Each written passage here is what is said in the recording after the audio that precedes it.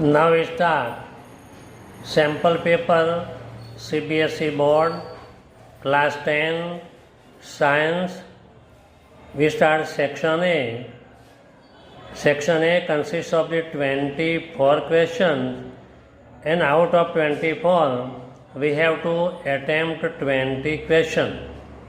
Here first हम जानते हैं कि यहाँ क्या है, मोस्ट इम्पोर्टेंट नोटेशन है. The first attempt 20 question would be evolved. पहले 20 क्वेश्चन ही इसके मार्किंग होगा. पहले 20 सपोज 15 नहीं आता, मैं खाली ऐसे रॉन्ग करके लिख दिया कि भाई बी और सी लिख दिया या आंसर लिख दिया तो रॉन्ग में रॉन्ग जाएगा. मेरे 21 वाला राइट होगा तो भी इसको काउंट नहीं होगा. In short first 20 attempted 20 question, first attempted 20 question would be evaluated. इसके ही मार्क्स मिलेंगे. हमको इतना मेन ख्याल रखने का है. Now we start question number 1. Reema took 5 ml of the lead nitrate in a beaker and added approximately 4 ml of the potassium iodide solution in it.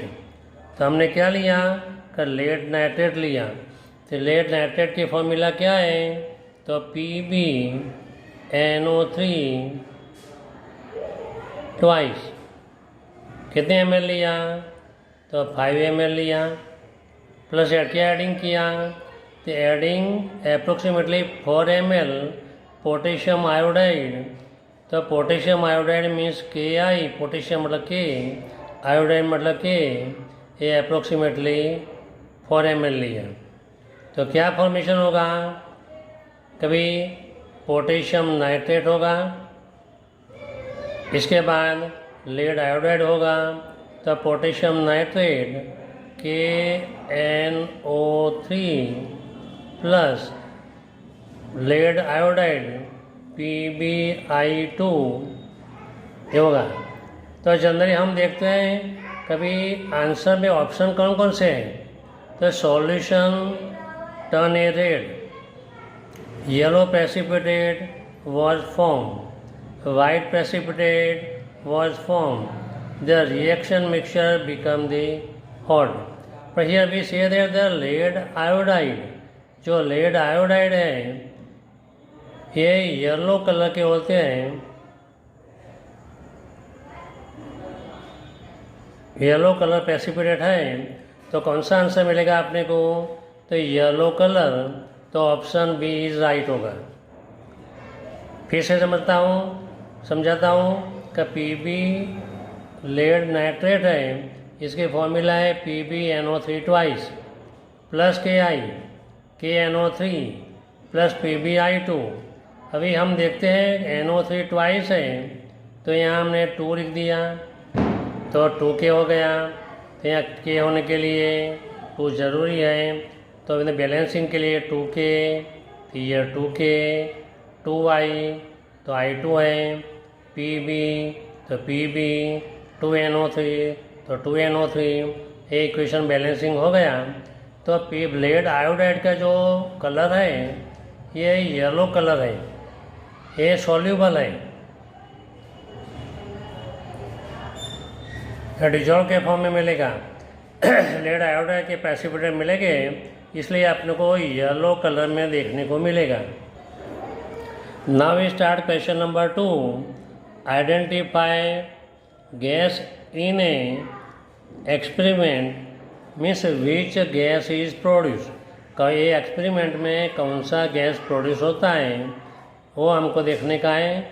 और ये ऑप्शन दिए हैं nitrogen, hydrogen, oxygen, carbon dioxide. यहाँ zinc granule है तो हम लिखते हैं Zn मतलब जिंक ग्रेन्यूल, ये सॉलिड है. Plus with help of the थिसल्फोनेल डाइल्यूट सल्फ्यूरिक एसिड, तो H2SO form dilute means liquid form में है, इसको हमने ऐड कर दिया तो क्या मिलेगा? तो ZnSO4 plus hydrogen gas produce होगा. in production of the hydrogen, we see that the granule combined with sulfuric acid, zinc granule combined with dilute hydrochloric acid, it form a hydrogen gas. तो hydrogen gas अगर by chance अपने को equation याद नहीं रहे तो अपने को याद रखने का यहाँ लिखा है with help of the pop sound. When we take a burning candle near is bubbles, ये बबल्स सोप सॉल्यूशन में से पास होता है तो हम सिंपल नो करते हैं कभी सोप सॉल्यूशन में से पास होता है तो बबल के फॉर्म में होता है. बबल के फॉर्म के अंदर हाइड्रोजन फिल किया होता है. हम कैंडल जली हुई लाते हैं तो जो आवाज़ आता है मतलब फट आवाज़ आता है इसको बोलते हैं पॉप साउंड. तो ये कौन सा गैस है? तो हाइड्रोजन गैस है. तो Zn plus H2SO4, ZnSO4 plus H2. Now we start question number 3. Metal plus dilute HCl gives metallic salt plus gas. Which of the following two combination of the correct, कौन सा correct होगा ये find करने का है. मैं to combination कौन सा करेक्ट होगा? तो पहले कॉपर है तो कॉपर के लिए हम Cu लिखते हैं प्लस हाइड्रोक्लोरिक एसिड है तो HCl लिखेंगे. पर यहाँ क्या होता है कि जनरली हम लिखेंगे CuCl2 पर due to the reactivity series it can not react, it can not be form the metallic salt and gas the production, gas the product. Now iron की बात करें तो आयरन मतलब Fe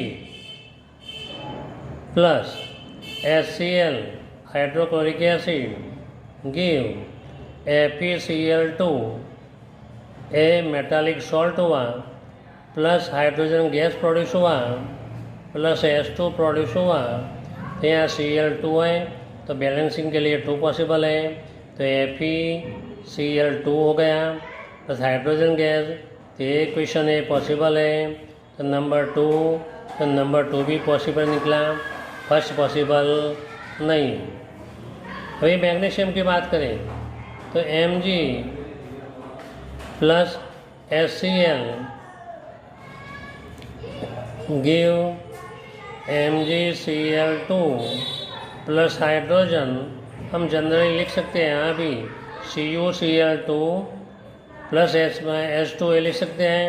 बट यहाँ हम Mg और Cl के reactivity series के लिए ये पॉसिबल नहीं है इसलिए ये भी काम में आने वाला नहीं है. Now we third zinc. तो zinc Zn plus HCl give ZnCl2 plus H2. यह ZnCl2 Cl2 है तो बैलेंसिंग के लिए तो यहाँ 2 है, यहाँ 2Cl तो Cl2 है, हाइड्रोजन H2 तो H2 है, Zn है. तो ये क्वेश्चन सॉल्व बनेगा. तो कौन सा आंसर मिलेगा? ये राइट है तो सेकंड एंड फोर में कौन सा है? तो आंसर डी है. तो which is answer? Answer D is the correct answer. फिर से copper plus hydrochloric acid reactivity series के हिसाब से कॉपर क्लोराइड होता नहीं है. आयरन प्लस HCl तो FeCl2 प्लस H2O फॉर्मेशन होगा. Mg प्लस HCl ये भी ड्यू टू रिएक्टिविटी सीरीज के हिसाब से पॉसिबल नहीं है. MgCl ये पॉसिबल नहीं है.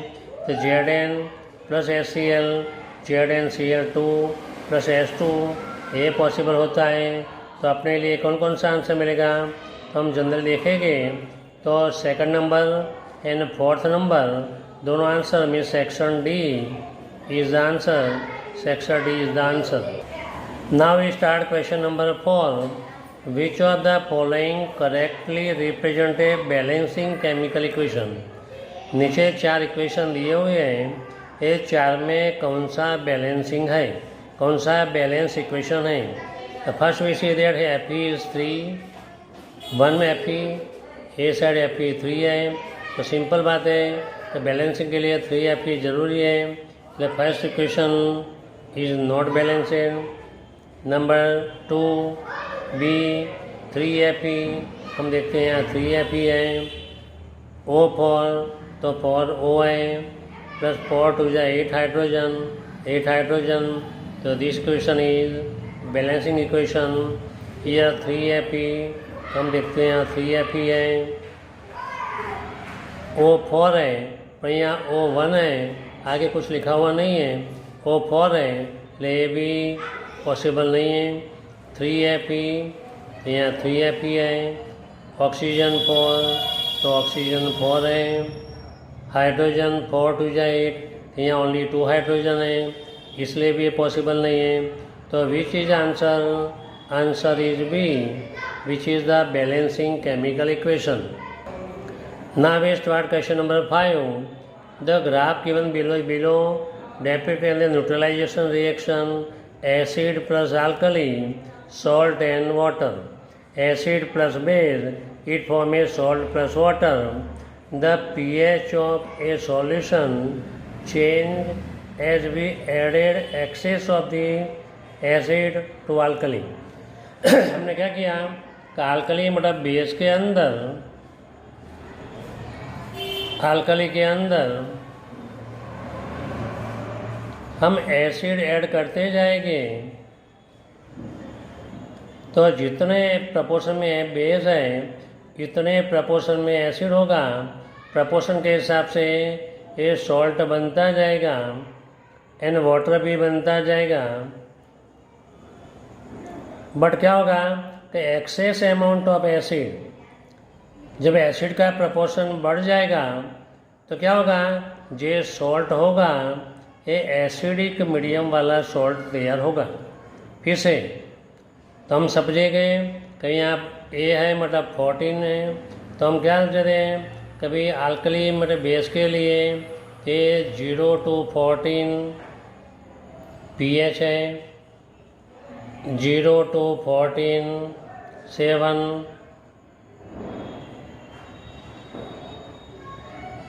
ये एसिड का है ओनली 7, न्यूट्रन है 7 to 14, ये बेसिक है।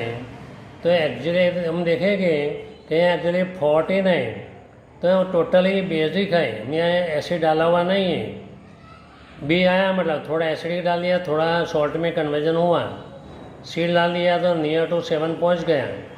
एग्जैक्ट 7 यहाँ होता तो एक्चुअली सॉल्ट एंड वाटर बनता। यहाँ कौन सा है मतलब एसिड ऐड करते जाते हैं, एसिड का प्रपोर्शन बढ़ जाएगा तो क्या होगा, जो सॉल्ट बनेगा ये एसिडिक सॉल्ट बनेगा। कौन सा सॉल्ट बनेगा? एसिडिक सॉल्ट बनेगा।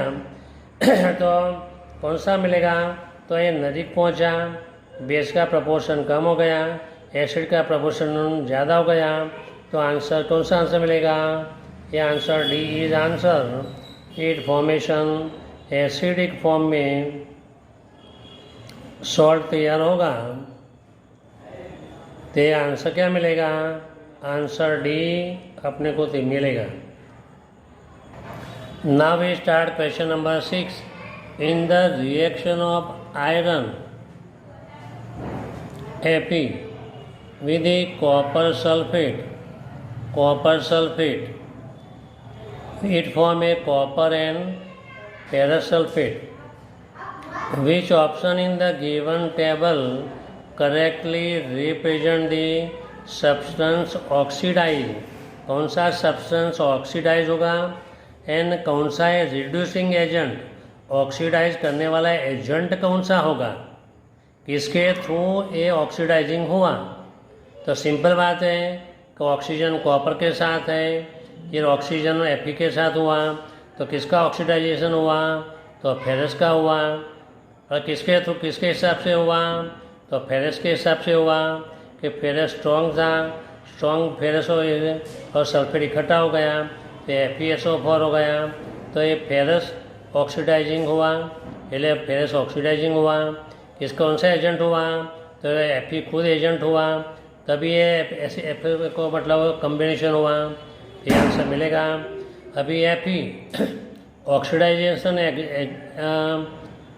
Fe का होता है, ज़रूर है, FeSO4 हो गया, बट FeSO4 ये खुद ऑक्सीडाइजिंग एजेंट नहीं है, ये तो कॉम्बिनेशन है, Fe और SO4 का कॉम्बिनेशन है।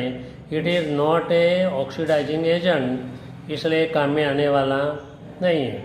अभी कॉपर, तो कॉपर की बात करें तो कॉपर रिड्यूस हुआ बट ऑक्सीडाइजिंग एजेंट नहीं है, इसलिए ये भी काम में आने वाला नहीं है।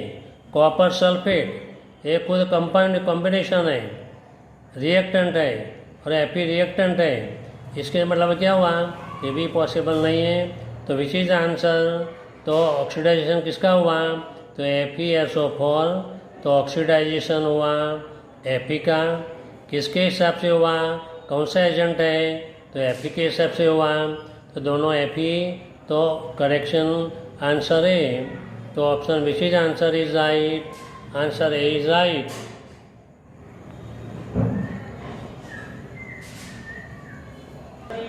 Now we start question number 7. The chemical reaction between copper and oxygen can be categorized as dash. कौन सी कैटेगरी में हम पुट करेंगे, तो कॉपर में तो Cu प्लस ऑक्सीजन तो O2, इट फॉर्म है कॉपर ऑक्साइड तो 2 लिख दिया, यहाँ 2 हो गया तो बैलेंसिंग हो गया। तो ये 2 था, इसमें से 1 बन गया कंपाउंड, ये कंपाउंड है, रिएक्टेंट कितने हैं, तो 2 है, copper and oxygen, what is form, copper oxide है। तो यहाँ डिस्प्लेसमेंट नहीं हुआ, डीकम्पोजिशन भी नहीं हुआ, दोनों को जॉइंट हुआ, इसलिए हम बोल सकते हैं combination reaction. A plus B, it form AC, then it is combination reaction. AB, A plus B, it form a decomposition reaction. And displacement होता तो AB plus CD, it form a AD plus BC, तो क्या हुआ, का displacement reaction हुआ, इसलिए हमको answer क्या मिलेगा, कभी कॉम्बिनेशन रिएक्शन, दोनों को कंपाउंड हुआ इसलिए नाम क्या किया, कॉम्बिनेशन रिएक्शन होगा।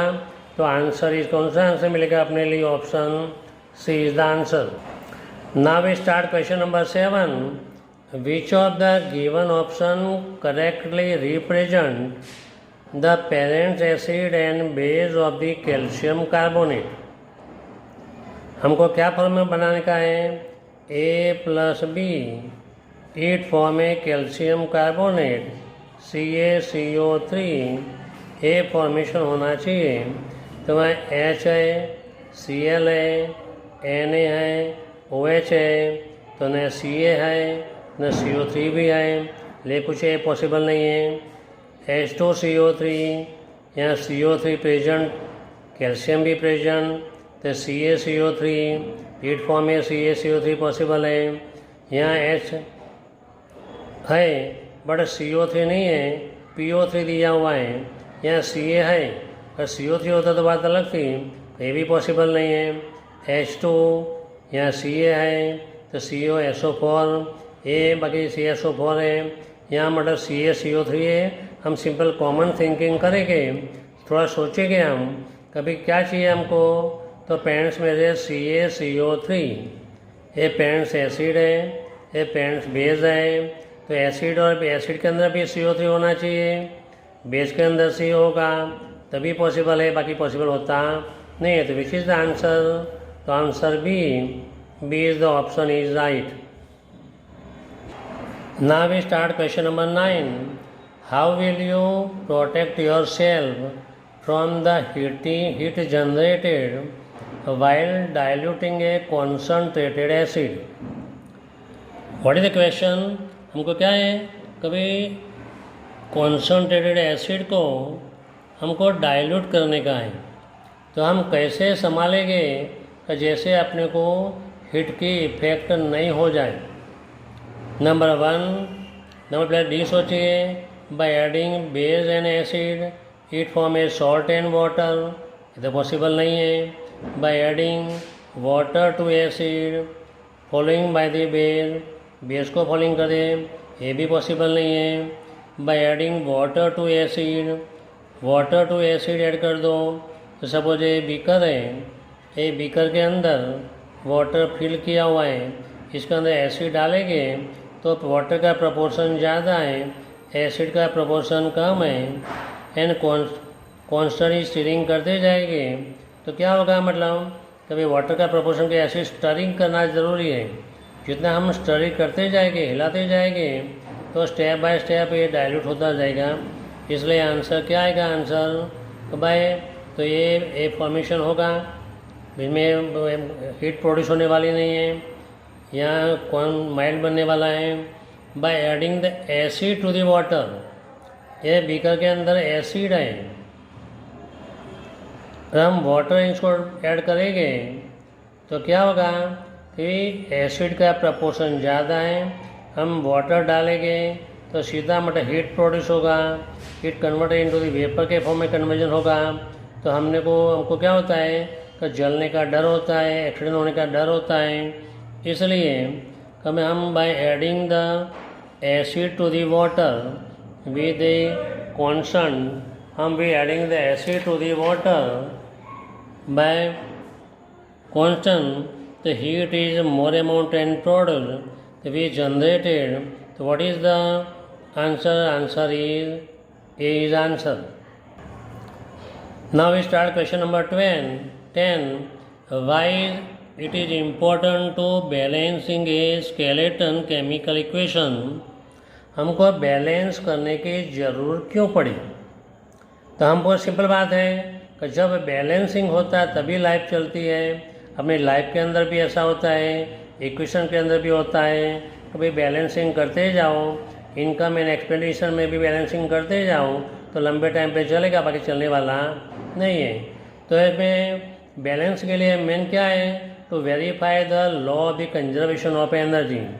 एनर्जी को कंजर्वेशन करने के लिए नहीं होता, तो मेन क्या होता है, अभी जो एटम होते हैं इसका मास होता है, ये मास को बैलेंसिंग करने के लिए हमको बैलेंस करना पड़ता है। To verify the law of the constant proportion, इसका प्रपोर्शन कांस्टेंट रहे, ये भी गलत है, तो फर्स्ट वाला भी नहीं आएगा, सेकंड वाला भी नहीं आएगा।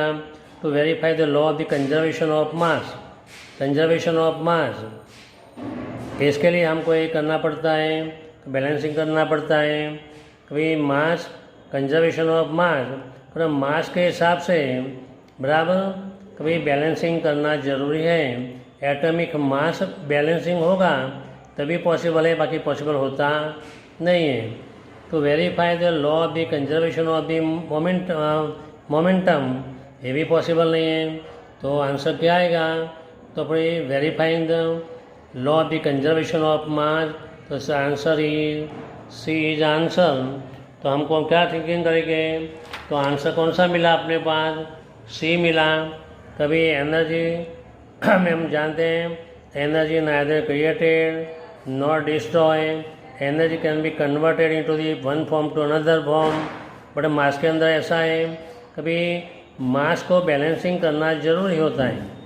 एनर्जी के अंदर सम एनर्जी डिसअपियर पॉसिबल है, बट यार मास इक्वेशन के अंदर ये स्केलेटन दिया हुआ है, तो स्केलेटन केमिकल इक्वेशन को हमको बैलेंसिंग करना ज़रूरी क्यों है, कभी दोनों साइड मास का कंजर्वेशन हो, ये ज़रूरी है। नेक्स्ट मतलब 11 to 20 का वीडियो नेक्स्ट वीडियो में आप देखोगे। अगर वीडियो अच्छा लगा हो तो लाइक एंड सब्सक्राइब करना, प्लस सब्सक्राइब करोगे तो पूरा साइंस का पेपर, सैम्पल पेपर ऐसी तरह सॉल्यूशन के साथ मिलेगा। Thank you very much.